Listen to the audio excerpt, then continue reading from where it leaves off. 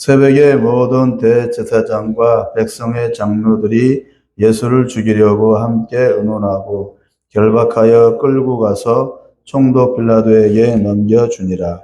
그때 예수를 판 유다가 그의 정죄됨을 보고 스스로 뉘우쳐 은 30을 대제사장들과 장로들에게 도로 갖다 주며 이르되 내가 무지한 피를 팔고 죄를 범하였도다 하니 그들이 이르되 그것이 우리에게 무슨 상관이냐 네가 당하라 하거늘 유다가 은을 성소에 던져놓고 물러가서 스스로 목매어 죽은지라.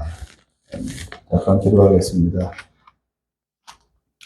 사랑과 은혜의 주님, 우리가 죄인 되었을 때 주님이 십자가에서 피 흘려 우리의 죄를 덮으셨습니다.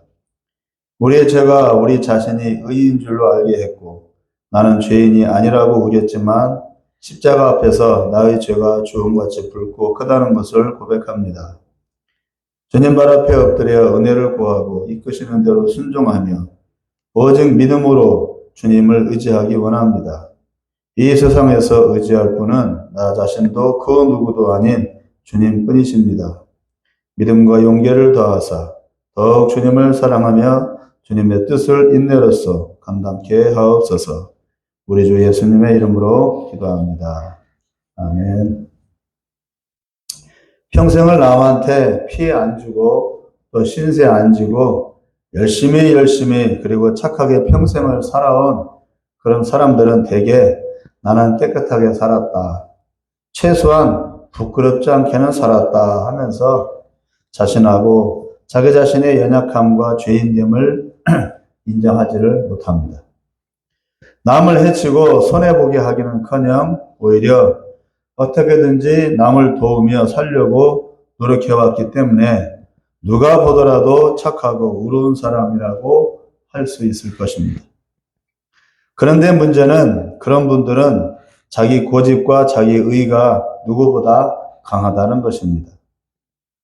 비록 내 사는 게 시원치 않아도 누구보다 떳떳하고 누구에게 부끄럽지 않다고 자신하면서 의기양양합니다. 그래서 남에게 아쉬운 소리 할 줄도 모르고 굽히거나 자신의 속마음을 내보이는 것을 싫어합니다. 그래서 속 깊은 교제가 어렵고 누구의 말도 들으려 하지 않습니다. 그러나 하나님은 우리에게 모두 죄인이라고 말씀하십니다. 너희가 이미 죄 속에서 태어났고 죄를 즐기며 죄가 죄인 줄도 모른 채 살고 있다. 나에게 오려면 반드시 죄를 벗고 용서받아야 올 수 있다. 나는 거룩하니 죄인들은 못 온다고 하시며 그 아들을 보내 대신 주께서 우리 모두의 죄를 용서하시고 다만 믿기만 하라고 약속을 하셨습니다. 그러니 곧 거저이고 공짜입니다. 죄값을 치르려면 감옥살이 해야 하고 벌금 내야 하고 평생을 전과자라는 낙인으로 찍혀서 살아야 하는데 하나님은 십자가로 모든 죄가 용서되었다고 확증해 주셨습니다. 오늘 본문에는 한 사람이 나옵니다. 스스로 의롭다고 여기며 자기가 믿고 따랐던 예수님을 비판하고 정죄하고 말 안 듣다가 기어이 자기 스승을 돈 받고 팔아먹은 가룟 유다를 잠시 살펴보면서 그의 문제가 무엇인지 그리고 우리 자신의 온전치 못한 부분들을 잠시 돌아보는 그런 시간이 되기를 바랍니다. 유다는 어떻게 예수님의 제자가 되었는지가 나와 있지 않아서 그의 태생과 그리고 그가 어떤 배경을 갖고 있었는지 그의 전적이 무엇인지는 알 수가 없습니다. 그는 예수님의 제자 중에 가장 나이가 많았다고 알려져 있고 또 예수님의 무리들을 위해서 후원해준 그 돈을 관리하던 재무 담당자였다고 합니다. 유다는 예수님을 따라다니며 예수님이 하시는 일들을 직접 보고 경험을 했습니다. 제자니까. 기적을 일으키는 것, 하나님의 나라에 대해서 예수님이 말씀하시는 것, 그리고 가난하고 불쌍한 이들에게 찾아가 위로해주고 또 고쳐주는 것들을 직접 보았습니다.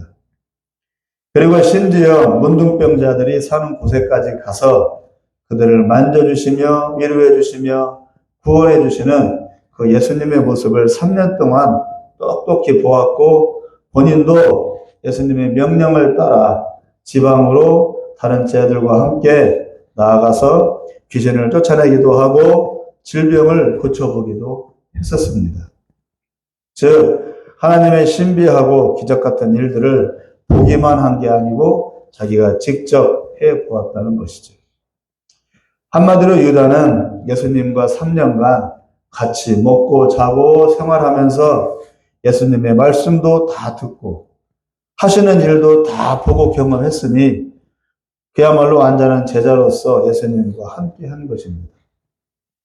그러나 유다는 어느 날 한 여인이 예수님께 나와 귀한 기름을 예수님 발에 쏟고 씻어주는 그 모습을 보면서 차라리 그 귀한 것을 팔아 가난한 사람들에게 나눠주면 더 좋았겠다고 말을 한 적이 있습니다. 그러자 예수님은 나는 잠깐 너희와 함께 있지만 곧 떠날 것이다. 이 가난한 사람들은 나 떠난 다음에 너희가 돌봐주면 되니까 너무 푸념하지 말아라. 이 여자는 나에게서 큰 은혜를 받아서 고마워서 지금 이러는 것이다. 또 이 여자는 자기도 알지 못하는 중에 조금 있으면 죽을 나를 위해서 장례 준비를 하고 있는 것이다. 라고 말씀을 하신 적이 있습니다.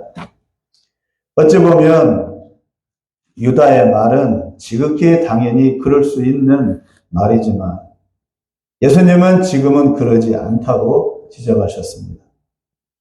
유다의 마음에는 나름대로 옳고 그른 것을 판단하고 우선은 불쌍한 사람들의 가난과 질병부터 고쳐주고 나눠주는 게 더 낫겠다고 여겼습니다. 예수님의 발 씻는 게, 예수님의 발을 씻기는 게 무엇이 대단하다고 혼수로 모아놓은 그 귀한 기름을 낭비하느냐고 유다는 말한 것입니다. 그의 생각은 영적 구원보다 죄의 용서보다 우선은 육신적인 문제 해결이 더 급하고 중요하다고 여겼던 것 같습니다. 여기에서 유다와 예수님의 생각이 차이가 나고 제자와 스승의 관계이지만 제자는 스승의 가르침에 반발하며 자기 고집을 앞세우고 있는 모습을 볼 수가 있습니다. 다른 것은 다 따라도 그 부분만큼은 따를 수 없다고 유다는 거절한 겁니다. 네, 이것이 유다가 가지고 있었던 신념이었기 때문에.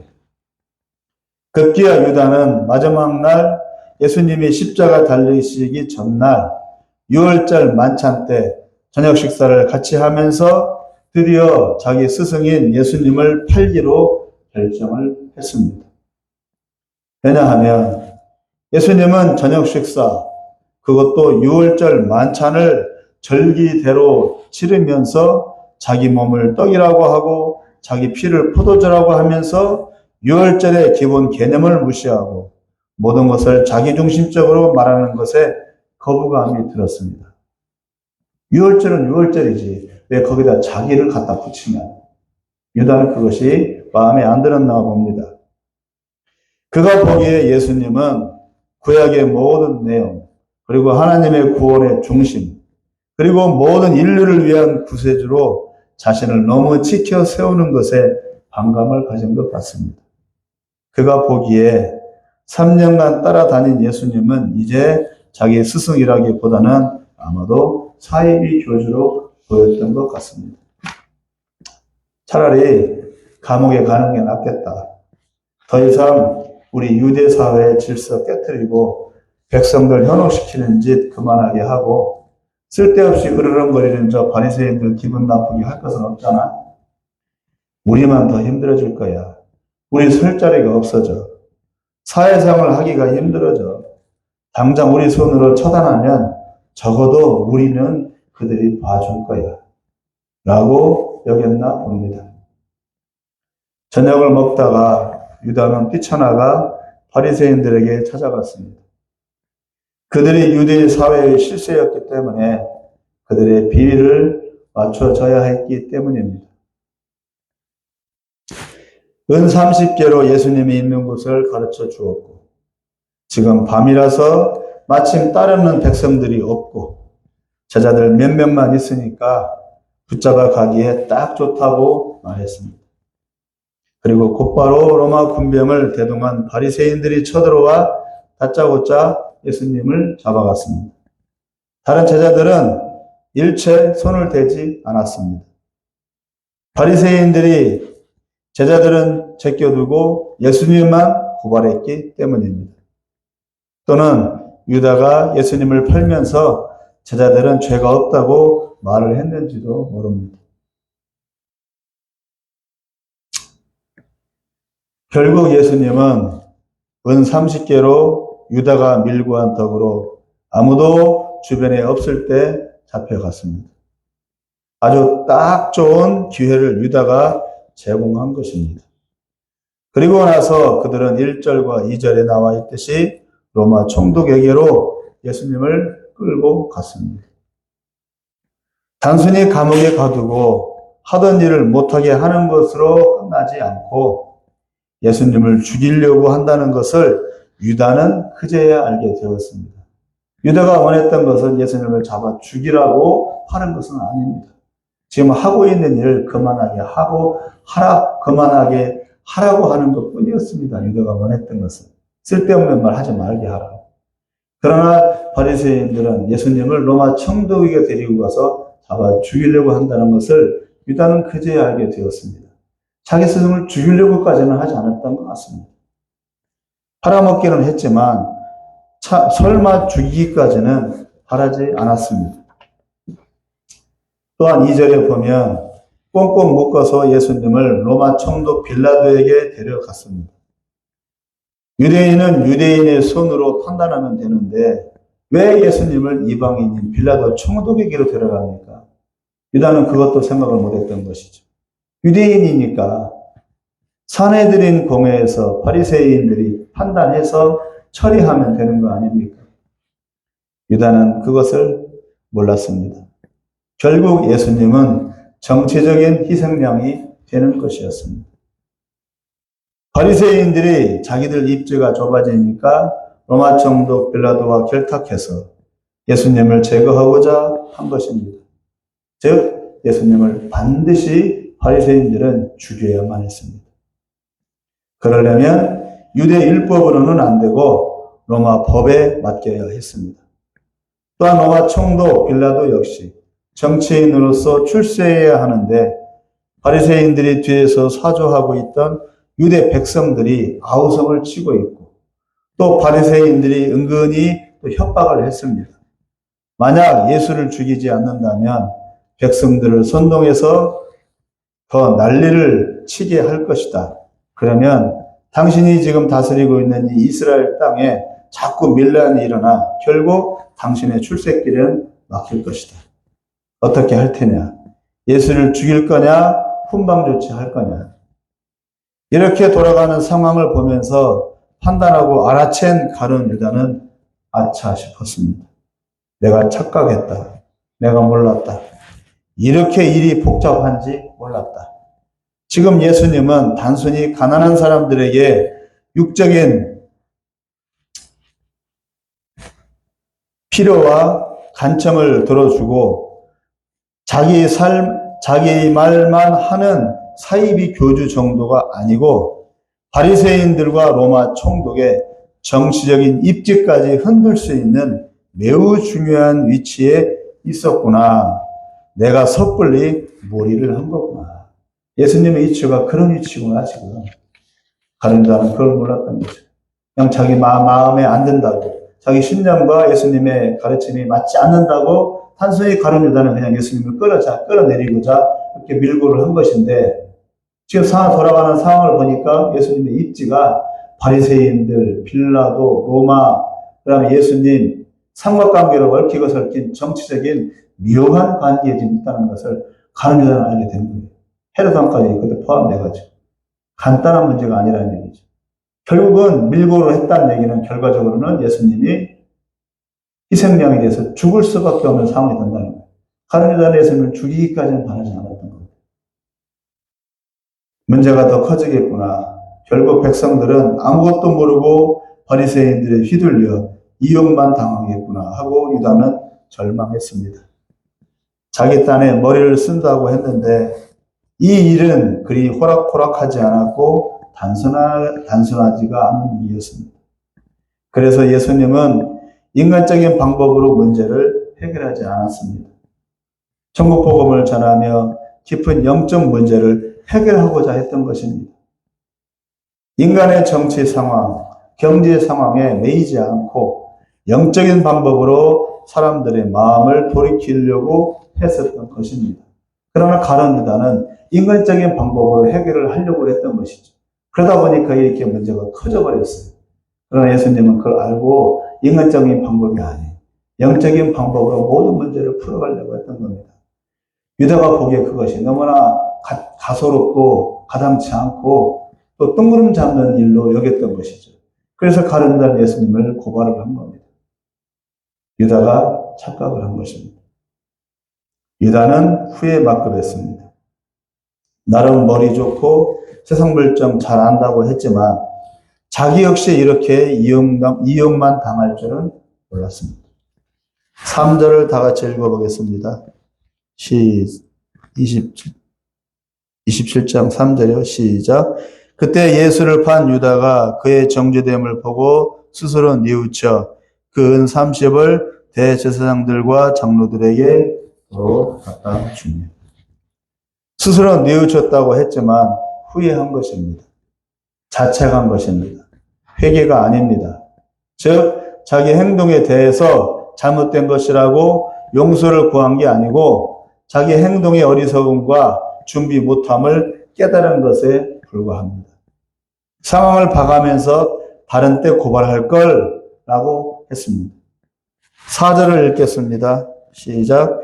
이르되 내가 무죄한 피를 팔고 죄를 범하였도다 하니 그들이 이르되 그것이 우리에게 무슨 상관이냐 네가 당하라 하거늘. 유다가 말하기를 내가 무죄한 피를 팔고 무죄한 자를 팔고 자의 피를 팔고 죄를 범했다고 인정했습니다.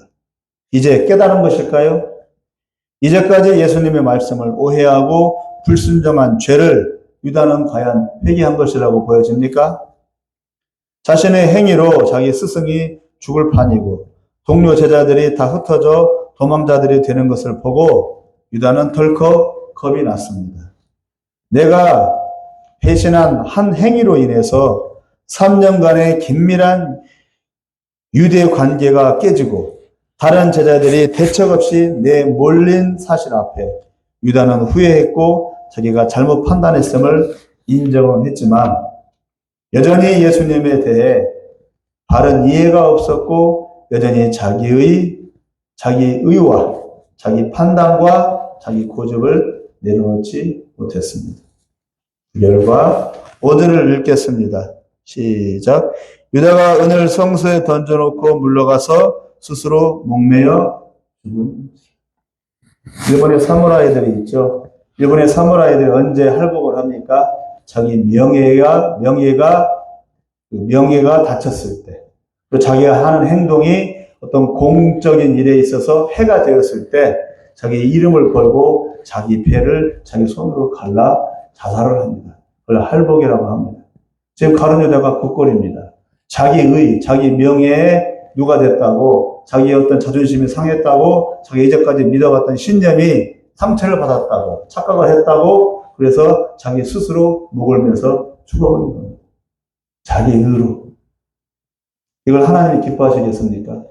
인간의 자기 의가 어디 있습니까? 서두에 말씀드렸죠. 인간은 모두 다 죄인이라고. 하나님 인간에게 바라는 것은 자기 의로 내세워서 모가지를 꼿꼿이 세우는 걸 바라는 것이 아니라 하나님 발 앞에 엎드리는 것밖에. 예수님이 우리 죄를 대신해서 십자가 달려 죽었는데 그 십자가 앞에서 누가 자기가 옳다고 말할 사람이 누가 있습니까? 그냥 십자가 앞에 엎드리는 것밖에 더 있습니까? 유다는 그걸 몰랐어요. 예수님이 이제까지 무슨 말을 했는지, 예수님이 이제까지 어떤 행동을 했는지. 지금 예수님은 자기가 죽으려고 3년간 준비한 거예요. 자기 자신을 희생해서. 그러나 유다는 자기 자신을 희생한 적이 있습니까? 자기 의만 내세웠지. 절대로 자기 희생을 한 적이 없어요. 자기의 생각, 자기 신념만을 내세웠지. 그건 십자가와 정반대입니다. 결국은 자살할 수밖에 없는 거죠. 반은 은 30개를 성소에 던져 넣었습니다. 받은 은 30개를 성소에 던져 집어넣었습니다. 그의 바람은 유대율법으로 심판받게 하는 것이었습니다. 그러나 재판은 로마 총독 앞으로 갔습니다. 유다는 성소에 은 30개를 던져 넣어 자기의 죄를 용서받고 싶었습니다. 헌금한답시고 던지듯이 놓고 간 것입니다. 이것이 아무 효과가 안 된다는 것을, 이미 물이 엎질러졌다는 것을 그 자신도 알았습니다. 그리고는 절망감에 빠져 스스로 목매달았습니다. 유대 사회에서 목매어 죽는 것은 없습니다. 목매어 죽인 동물은 먹지 않습니다. 부정한 것입니다. 유대 사회에서 살인 처형은 돌을 던져 죽입니다. 유다는 절망감에 빠져 자기 목숨을 스스로 끊기 위해 나무에 줄을 달고 자기 목을 내걸어 스스로 죽었습니다. 유다는 끝까지 자기 의와 자기 고집과 자기라는 우상을 버리지 못했습니다. 차라리 죽는 게 낫다고 여겼습니다. 3년간 결성된 예수님의 제자 공동체는 이렇게 부서졌습니다. 가룟 유다의 잘못 판단에 의해서 모임이 깨지고 제자들은 바보가 되어 살기 위해 도망가게 바빴고, 그리고 두 사람이 죽임을 맞이했습니다. 가장 나이 많은 제자와 스승과의 불협화음에 의해 두 사람이 갈라지고 두 사람이 죽음이라는 사단의 권세 앞으로 내몰렸습니다. 유다는 자신을 죽이는 짓으로 사단의 죽음의 권세 아래 엎드렸습니다. 그는 죽음이 모든 것을 다 잠재워 줄 줄로 착각을 했습니다. 죽음으로 자기의 모든 잘못과 착각을 덮어버리려고 했습니다. 죽음으로 덮어버리면 끝나는 줄로 알고. 그러나 그것은 착각이었습니다. 유다는 자기 자신의 한계를 벗지 못하고 육으로 살다가 육신에 매여 결국 사단의 먹잇감이 되어버렸습니다. 비참한 최후입니다. 또 하나의 죽음은 예수님이 드디어 빌라도 총독의 빗나간 판단에 의해, 그리고 바리새인들의 술수에 의해 십자가에서, 그것도 유대 처형 방법이 아닌 저주스런 이방인의 가장 더러운 처형 방법인 십자가로 유대인인 예수님을 처형했습니다. 일부러 그렇게 한 거죠. 유대인은 유대인답게 죽어야 되는데 유대인답지 않고 이방인스럽게, 그것도 가장 저주스럽고 파렴치하고 몰상식하고 그리고 가장 비열한 이방인이 받는 십자가 처형으로 유대인인 예수님을 처형한 겁니다. 그러니까 한마디로 예수님을 그렇게 개무시한 거죠. 바리새인들 일부러 고의로. 죽음조차도 비열하게 예수님을 모독하고 저주한 것입니다. 너는 아주 더럽고 파렴치하고 가치 없는 존재야. 그래서 까마귀가 네 누나를 파먹고 네 간을 빼먹어도 돼. 너는 장대에 매달린 짐승의 시체 같은 놈이야. 그렇게 죽어버려 하는 것이 십자가 형벌입니다. 유다는 나뭇가지에 자기 자신을 매달았지만 예수님은 십자가에 매달렸습니다. 더 저주스럽고 수치스럽게. 두 사람 모두 나무에 매달렸지만 예수님은 죄가 있어서가 아니고 후회해서도 아니고 드디어 막달라 마리아가 기름으로 자기 발을 씻겨주던 그 의미, 즉 장례를 미리 준비했던 그 의미를 이제 이루고 있는 것입니다. 예수님의 행동에는 변함이 없고 그가 한 말씀은 그대로 초지일관 실천되었고 그의 행위와 말씀은 죽어가는 영혼들의 영혼을 살리기 위함이었습니다. 비록 예수님이 가룟 유다의 고발에 의해 십자가에 매달리지만 그의 죽음은 유다와 같이 의미 없는 죽음이 아니고 사람의 영혼을 살리고 사람의 죗값을 대신 치러주는 제물의 의미를 담은 거룩한 죽음이었습니다. 누군가는 대신 피를 흘려야 죗값이 치러집니다. 예수님은 천국 복음을 전하고 회개하라고 외치면서도 이 모든 것을 이루기 위해서는 반드시 누군가 피를 흘려야 죽어야만 한다는 것을 알고 있었습니다. 그가 이 피를 흘리기 위해서 왔음을 처음부터 알았습니다. 예수님은 태어나면서부터 그리고 제자들을 모아서 공생의 사역을 하면서도 결국은 자기 자신의 죽음을 준비하고 있었던 것입니다. 가룟 유다는 자기 의, 자기 고집, 자기 신념을 차곡차곡 쌓아가고 있었지만 예수님은 3년간의 공생의 사역 동안 자기 자신을 죽음으로 내모는 그 죽음을 준비하는 그러한 시간을 보낸 겁니다. 정반대의 시간이었던 거죠. 이 예수님의 심정을 그리고 예수님의 3년간의 공생애를 곰곰이 묵상해 보시기를 바랍니다. 과연 나는 하나님 앞에 어떤 모습으로 살고 있는지, 아무리 가난한 사람 도와줘도 그의 가난을 해결해 줄 수 있는가? 어렵고 힘들어 하는 영혼 찾아가 한마디 위로해 준다고 해도 그의 아픔이 근본적으로 치유가 될까? 귀신 들린 사람 치료해 준들 그가 살다가 결국은 다 죽어버릴 거 아닌가?